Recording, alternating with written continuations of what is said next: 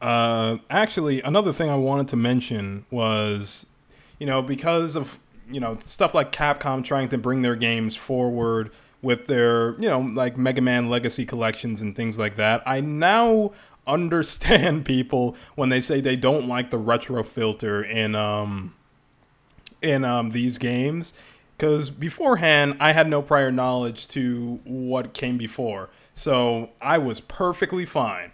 But now seeing like Naruto get botched up, and he doesn't even look like how he's supposed to anymore.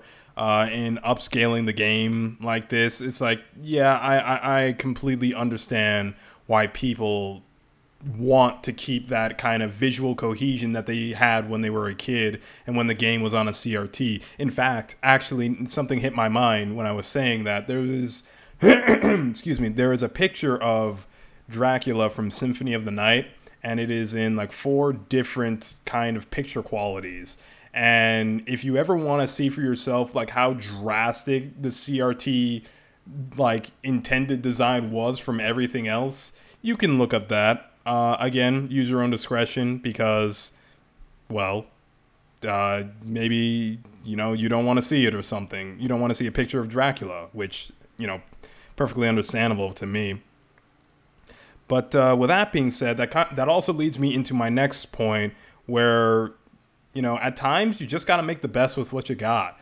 So in a sense, this also comes from the RGB to HDMI converter that I was just talking about, and how, it's not the best, right? But I enjoy it regardless because it allows me to play PS2 games, which, for like, oh man, I want to say like 10 years. No, it's less than 10 years. 2017 was the last time I had a TV that could play RGB before, it went on the fritz.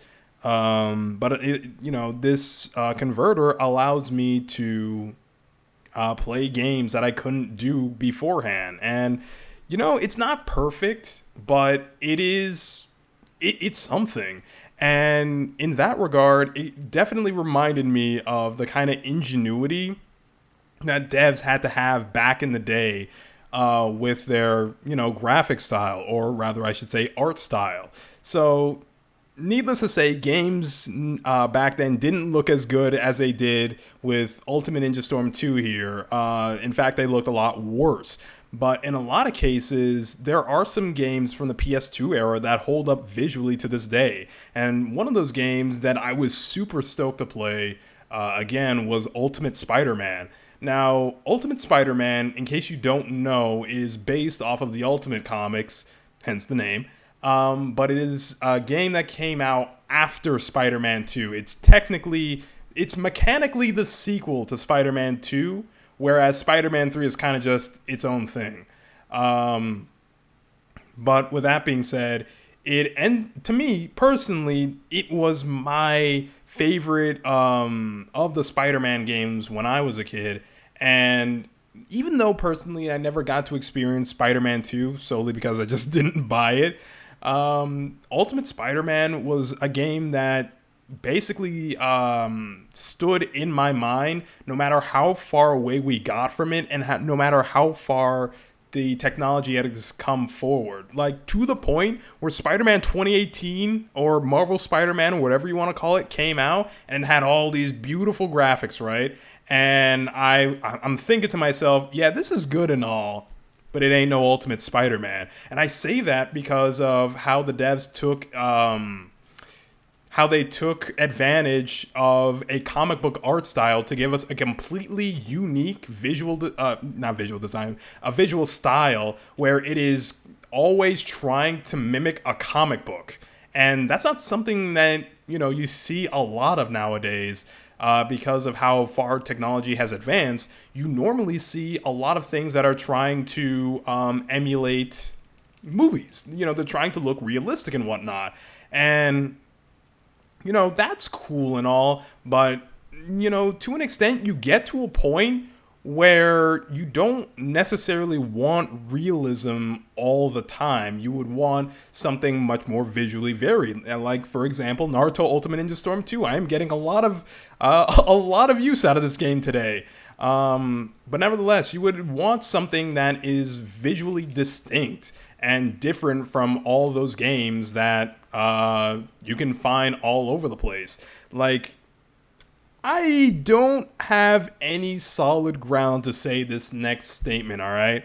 But a part of me thinks that when they changed Peter's face in Spider-Man, Marvel Spider-Man, Spider-Man 2018, whatever you want to call it, and they changed it to that guy who looked a lot similar to Tom Holland, I think a bit of where that friction came from was the fact that, you know, in these types of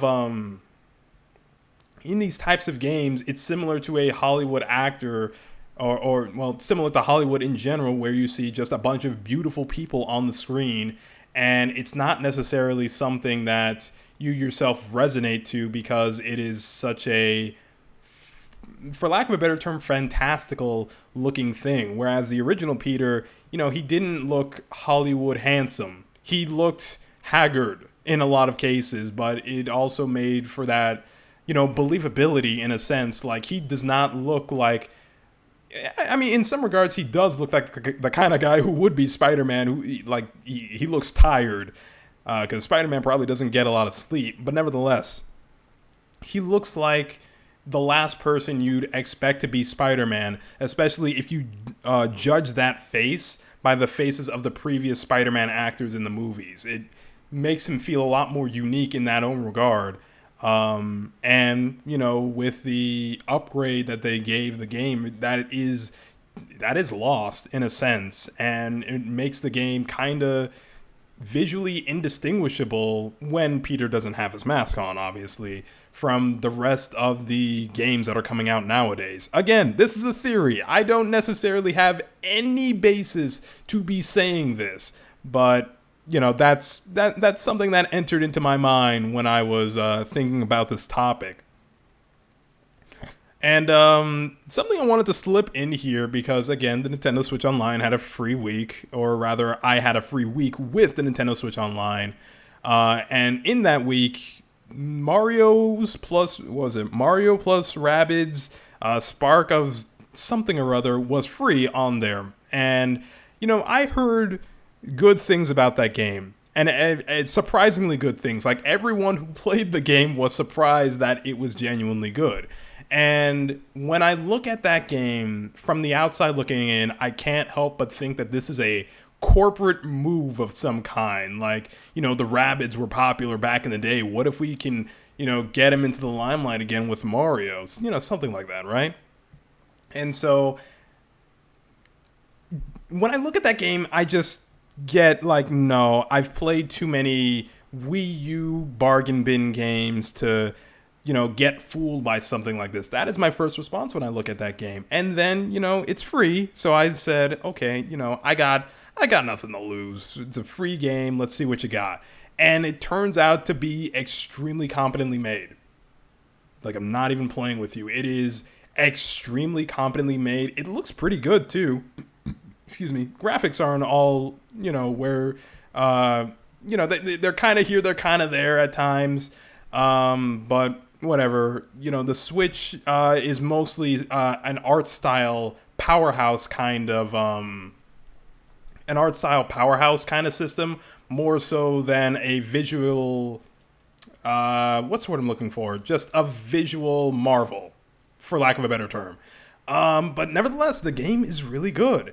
And I can kind of see the developers going somewhat similar to what I was thinking, right? Like, come on, man, Mario plus Rabbids, who's gonna play this? But nevertheless, they gave it their best shot, and, you know, despite the fact that,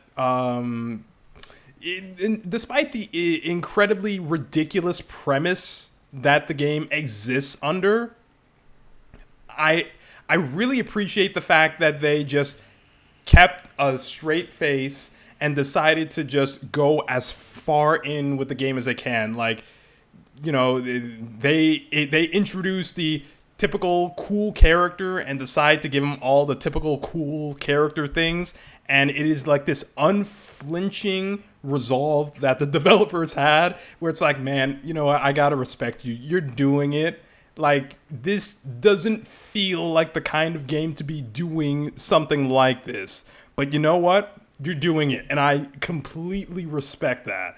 And, I don't necessarily know if I'm going to buy the game anytime soon.